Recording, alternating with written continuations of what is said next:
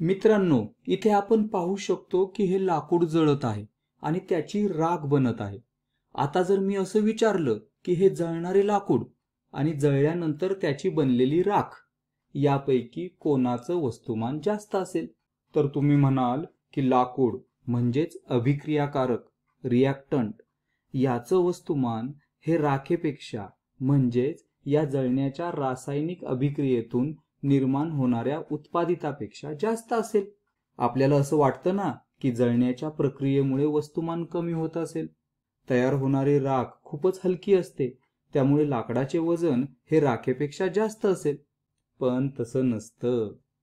खरं तर मूळ पदार्थाचे वस्तुमान व रासायनिक बदलाने तयार झालेल्या पदार्थाचे वस्तुमान सारखेच असते। तर असं कसं काय होऊ शकतं? चला पाहूया। तर मित्रांनो, आपण या व्हिडिओमध्ये वस्तुमान अक्षयतेचा नियम law of conservation of mass पाहणार आहोत। यालाच आपण द्रव्य अक्षयतेचा नियम law of conservation of matter असेही म्हणतो। तर हा नियम असं सांगतो की रासायनिक अभिक्रिया होत असताना द्रव्याच्या वस्तुमानात वाढ किंवा घट होत नाही। उदाहरणार्थ, आपण जर मॅग्नेशियम घेतलं आणि त्याला गरम केलं म्हणजे जाळलं, तर ते काहीसं अशा प्रकारे दिसेल।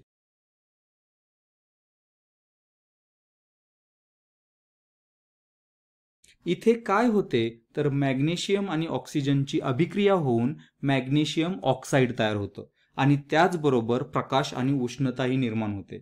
आपण ही अभिक्रिया रासायनिक समीकरणाने दाखवू शकतो। समजा आपल्याकडे दोन मॅग्नेशियम अणू आहेत, ते एका ऑक्सिजन रेणूशी ज्यामध्ये दोन ऑक्सिजन अणू असतात त्यांच्याशी अभिक्रिया करतात आणि यातून दोन मॅग्नेशियम ऑक्साईड तयार होतात। आता आपण पाहू शकतो की या अभिक्रियेत कोणताही अणू ना तयार झाला ना नष्ट झाला।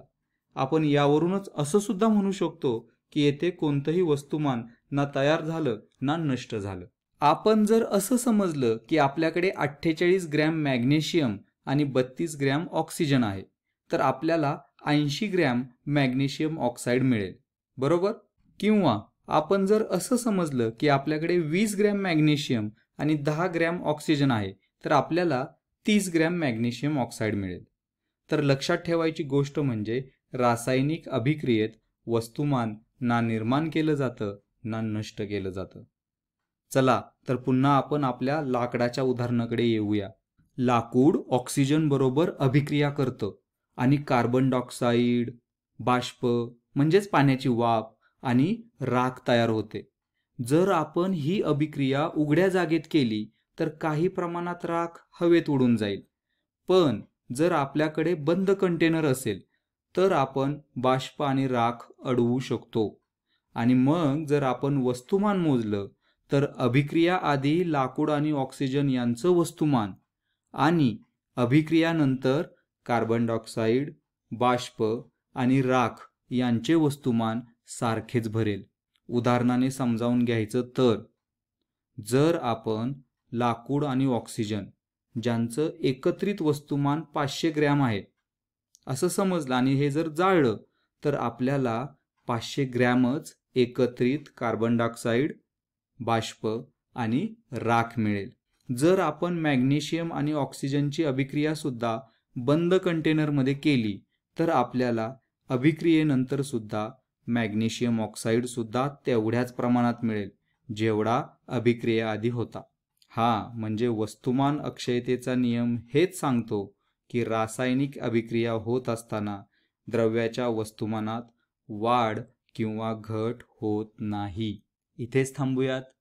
धन्यवाद।